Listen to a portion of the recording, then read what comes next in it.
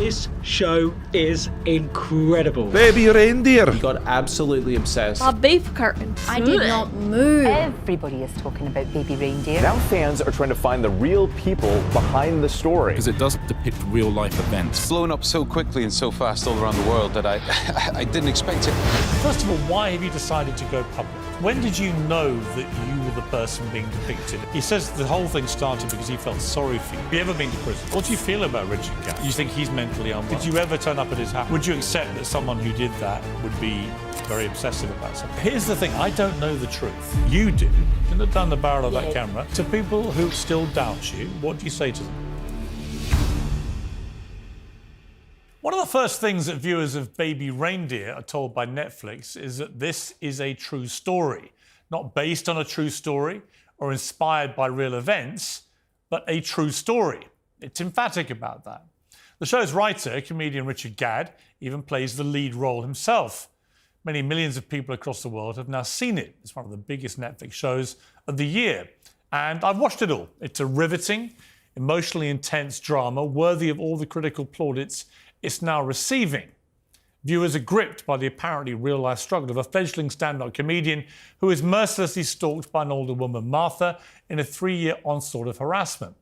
Martha bombards him with tens of thousands of lurid emails, leaving hundreds of voicemails, lurking outside his house, attacking his partner, even confronting his family and friends. Now, Richard Gadd said that he and Netflix had gone to such great lengths to disguise Martha's real identity that she wouldn't even recognise herself. But that wasn't true. Many people did recognise her very quickly. And the woman at the centre of the story was outed online within hours simply by cross-referencing her posts on social media with those that were used in the show. Other details about her character bear a striking, unavoidable similarity with the real woman now accused of being the crazed stalker Martha. The show raises uncomfortable questions about the line between fact and fiction, fantasy and reality. Another innocent man in the television industry has been falsely accused of sexual assault based on one of the storylines in the drama. Well, Fiona Harvey is the woman outed as the real Martha of Baby Reindeer. She's chosen to confirm her identity because she wants to have a right of reply. And so, in her first television interview, she joins me now in the studio. Well, thank you for joining me, Fiona. First of all, why have you decided to go public? The internet sleuths tracked me down and hounded me and gave me death threats, so it wasn't really a choice. I was forced into this situation. What do you hope to achieve in this interview? I came on your show because you're a veteran broadcaster. I think you'll give me a fair hearing. You were persecuted yourself not so long ago. So that's why I've chosen this show. Have you watched the drama? Not at all. I've heard about the court scene, about the jail sentences and all this sort of stuff. But you really haven't watched any of it? I haven't watched any of it. You're not curious to? No, I think I'd be sick. It's taken over enough of my life. I find it quite obscene. I find it horrifying, misogynistic. Some of the death threats have been really terrible online. People phoning me up. You know, it's been absolutely horrendous. I wouldn't give credence to something like that, and it's not really my kind of drama. When did you know that you were the person being depicted in this? 5 years ago on BBC Breaking News, I saw Mr. Gadd had written a play for the Edinburgh Festival, and he was holding up placards, MP's wife stalker, and all of this, and he'd called it Baby Reindeer. That's all I knew. And I thought, well, I've only met this guy 2 or 3 times. I don't know him. And left it at that. I should have possibly jumped it at that stage.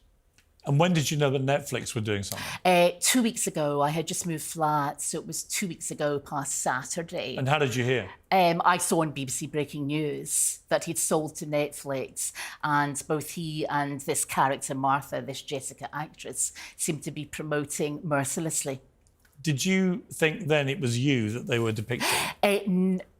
I thought it was me they were depicting 5 years ago because of this MP's wife stalker article that had been a number done on me by the Sunday Mail 25 years ago when I was going for Donald Du's parliamentary seat. So I had a vague idea then. The Daily Mail then approached me on the Wednesday, 2 weeks ago, so sort of 2 weeks tomorrow, but 2 weeks ago, if you see what I mean, and told me that I was getting death threats online, that I'd been outed as Martha. There were TikTok videos. And were you all of online this. at all? Because you were before, but are you these days online? I've come off Facebook as of yesterday. Are you on X, what used to be Twitter? No, I'm not. Because you on had an Twitter. account. Yeah, that's right. Years and years ago. I'm scared to Google up BBC breaking news. I'm certainly scared to Google up the Daily Mail in case I am on it in some bizarre circus. That moment you realised it was you that they were depicting from what you were reading. The sleuths, as you say, had found your tweets. They compared some of the phraseology. They'd done the maths and they worked out this was you that was being depicted. How did that make you feel? Absolutely horrendous. Absolutely horrendous. I couldn't believe he'd done that. And so long after first meeting, you know, we're talking 10, 12 years ago, really horrendous. I didn't know who to trust. I was told by the Daily Mail, don't trust those bleeps in Scotland. Whereas I found John Dingwall of the Daily Record completely wonderful, actually. He's acted with total courtesy. I couldn't believe this had happened. I want to play a little clip. This is just some of the reaction to Baby Reindeer from members of the public. She ends up becoming this the craziest stalker I ever seen in my life. And this is all a true story. This is all a true story, yeah. And they've found the real woman online. So I assume in the actual thing, they've obviously given her a different name. It's a different woman, but you know what I find? They always manage to find a similar looking woman, and the build tends to be the same. I have a theory about this, though. I feel like he's done it on purpose because he knew that people would find her and he wants to make her life hell a bit. When you hear that, what do you think?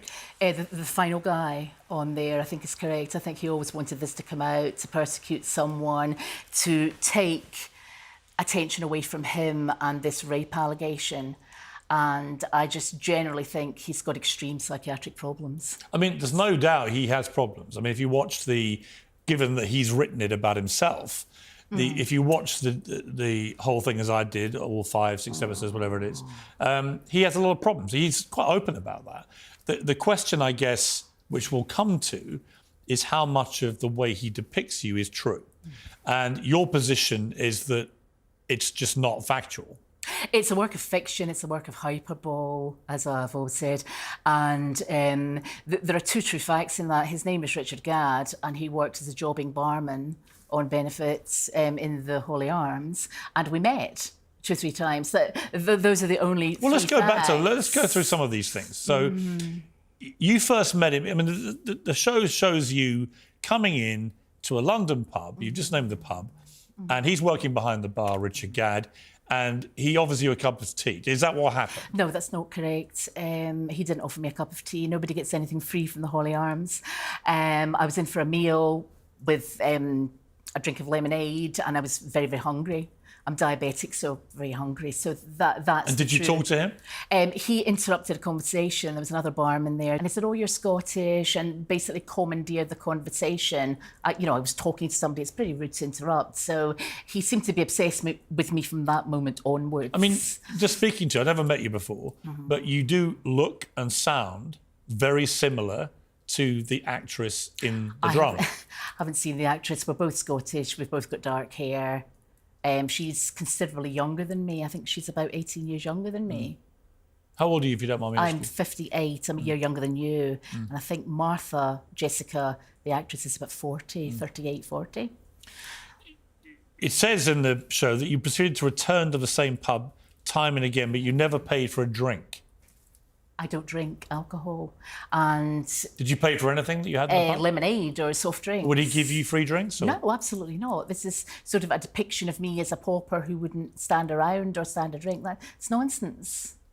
It says that you told Richard Gadd that he looked like a baby reindeer toy you once had as a child, hence the name of the show. Yeah. Is that true? I appear to have written most of the show in my sleep. I dressed. Did you have a baby reindeer toy? I had a toy reindeer. So that's true. And he'd shaved his head. That bit is true.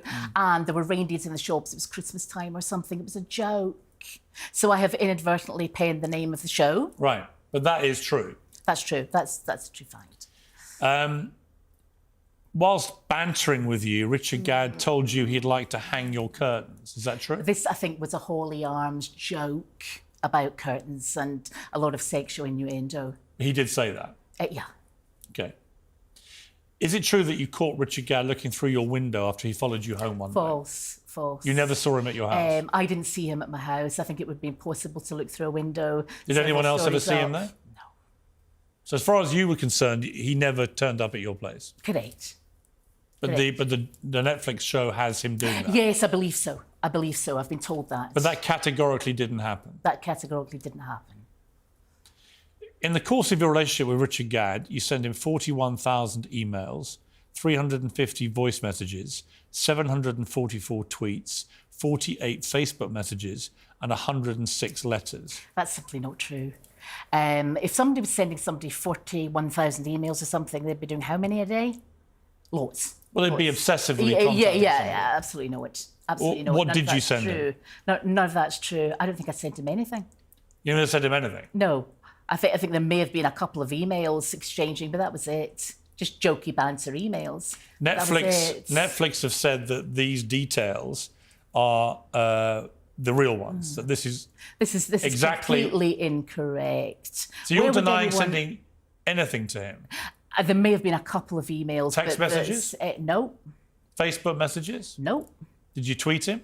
I may have done years and years ago. You actually tweeted him numerous times. No, it wasn't numerous. It was about 18 tweets there or 14 It's quite a lot to someone who's not that well known. But we were all friends. You know, it was banter. Right, but it establishes you were contacted. That's in public. Yes, I mean, this Did you write him letters? Public, no. I think when I saw the rape interview, that's actually incorrect. What I said there, when I saw that in the Guardian, I said, "What a shame! It's not your fault." Something. You like did that. write to him. One later. So, you would say you only sent him a handful of emails. Yeah. You never texted him. No. You tweeted him 18 times. You think? You never sent a Facebook message. Oh. That's and right. you wrote him one letter. Yeah.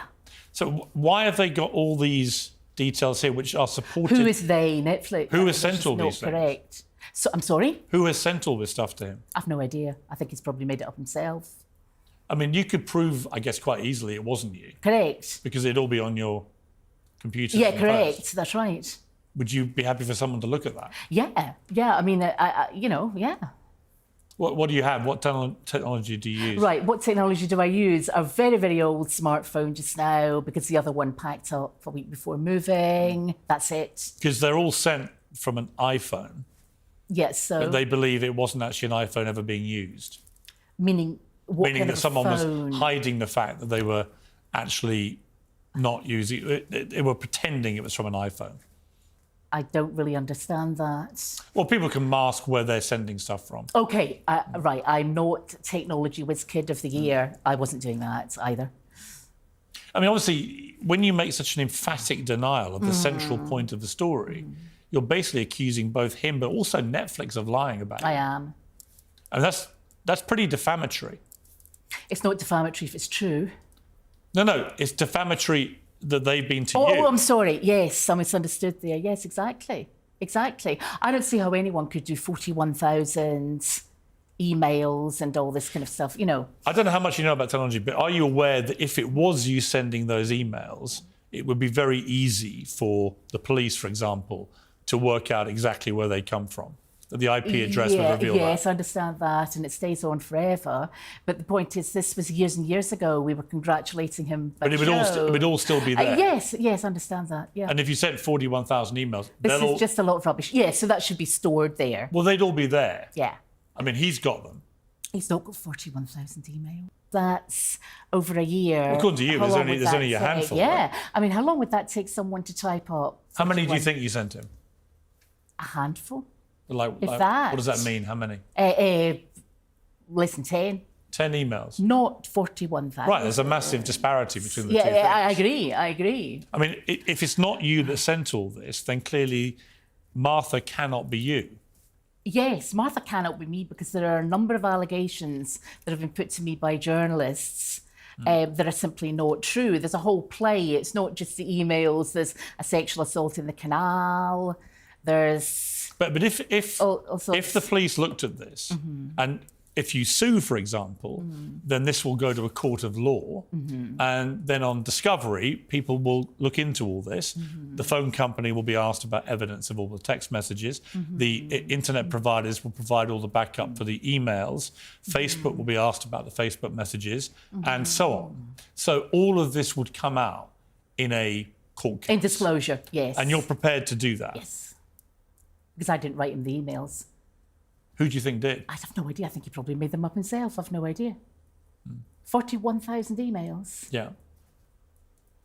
I mean, would I you don't know. Would you accept that someone who did that would be very obsessive about someone? Yes. I mean, that's a lot of emails.